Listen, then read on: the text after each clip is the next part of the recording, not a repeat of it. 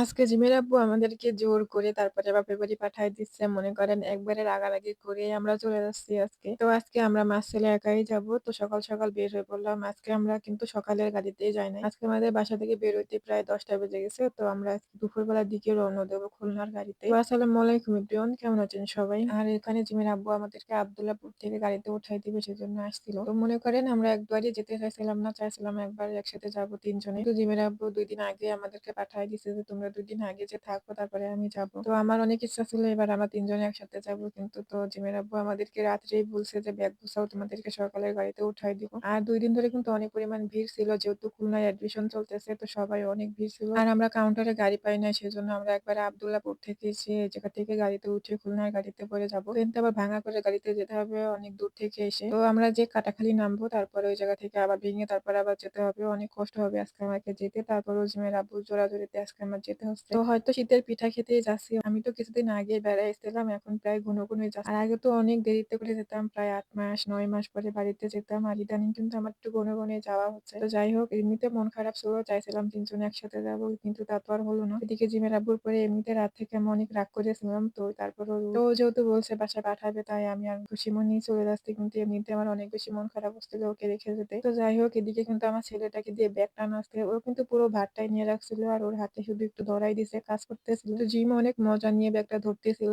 তো ওর জায়গা ধরে, ধরে হাঁটতেছিল। একদমই কিন্তু ভার ছিল না ওর হাতে। আর আমরা আসছিলাম হচ্ছে আব্দুল্লাহপুরে একবারে ফ্লাইওভারের উপরে। তো উপরে থেকে হাইটে, হাইটে নিচের দিকে যাচ্ছিলাম। তো নিচে কিন্তু রাস্তা অনেক বেশি জ্যাম ছিল। আর এখানেও কিন্তু অনেক পরিমাণ ভিড় ছিল, যেহেতু খুলনায় অ্যাডমিশন চলতেছে, সবাই গাড়ি নিয়ে খুবই ব্যস্ত ছিল। তো ওই জায়গায় কিন্তু আমাদের গাড়ি খুঁজতে অনেক বেশি ঝামেলা হয়েছে। কয়েকটা কাউন্টারে দৌড়ায়, দৌড়ায় তারপরে জিমের আব্বু একটা সিট বাও করতে পারছে। তাও অনেক পরিমাণ ভাড়া ছিল। তো কিছু করার নাই, জিমের আব্বু যেহেতু এই পর্যন্ত আছে, যেহেতু আমাদের বাসায় পাঠাই দিবে আজকে। আমার মনে হচ্ছিল যে আজকে আমরা ঝগড়া করে তারপরে চলে যাচ্ছি। তো আমাকে সবকিছু শিখাচ্ছিল। আর আমাদের বাসার দিকে যদি কোনোদিন গাড়ি না পাও, তো এই জায়গা থেকে এসে উঠবা, সবকিছু আমাকে দেখে দেখে দিচ্ছিল যে ভবিষ্যতে তোমাকে একা একাই চলতে হবে। তো যাই হোক, আমি ওই জায়গা থেকে গাড়িতে উঠে বললাম, আর এই যে আমাদের গাড়িতে উঠে পড়ছি, তো জিম তোর বাবারে দেখে অনেক বেশি কান্না করতেছিল, তাই এই জায়গায় মোবাইল লাগাই দিয়েছিল। আর মোবাইলটা হাতে পাওয়াতেই কত ভেঙচি মারতেছে, দাঁত মুখ দেখাচ্ছে, সবসময় ক্যামেরায় দেখলে এমনই করে। এইভাবে করে ওকে ভুলাই রাখতেছিলাম, যেহেতু বাবা দেখে যেহেতু কান্না না করে। তো জিমের বসে বাইরে ব্যাগ উঠাই দিচ্ছিল গাড়িতে। তো আমি জিমকে নিয়ে গাড়িতে উঠে বসেছিলাম, যেহেতু অনেক পরিমাণ ভিড় ছিল গাড়িতে, একদমই সিট পাওয়া যাচ্ছিল না। আর এত পরিমাণ ভাড়া নিছিল। তো যাই হোক, আশেপাশে তো এখনো গাড়ি ছাড়ে নাই, ওকে নিয়ে আমি এই জায়গায় দুষ্টুমি করতেছিলাম, যেহেতু কান্না না করে। আর জিমের একটা সোয়েটারে কিন্তু এরকম লাইট জ্বলে, এটা ধুইলেও কিছু হয় না। আর সুন্দর করে লাইট জ্বলে, তোর সাথে আমি বসে বসে খেলা করতেছিলাম। আর বাচ্চাদের চুপ করানোর জন্য কিন্তু ললিপপ তো মাস্ট আছে, ললিপপ হাতে দিলে তারা চুপ হয়ে যায়। তো ২ টা কিনে দিচ্ছে, সে ২ টাই ওর হাতে ছিলে দেওয়া লাগছে। ললিপপ খাচ্ছে আর এদিকে মোবাইলের সাথে ফাইজলামি করছে। তো আমি আবার জিমের আব্বুকে খুঁজতেছিলাম যে আমাদেরকে রেখেই কি চলে গেল নাকি। তো এই জায়গায় ও চলে আসে, তো বাবারে টাটা দিচ্ছিল। তো জিম তো ললিপপ পেয়ে আর কোনো কান্নাকাটি কিছুই করতেছিল না। জিমের আব্বু আমাদেরকে সব বুঝাই দিচ্ছিল যে ব্যাগ কোথায় রাখছে। তো বাইরে অপেক্ষা করতেছিল কখন গাড়ি ছাড়বে, তো এই জায়গা থেকে কিন্তু দেখতেছিল। তো ওরও কিন্তু মন খারাপ হচ্ছিল,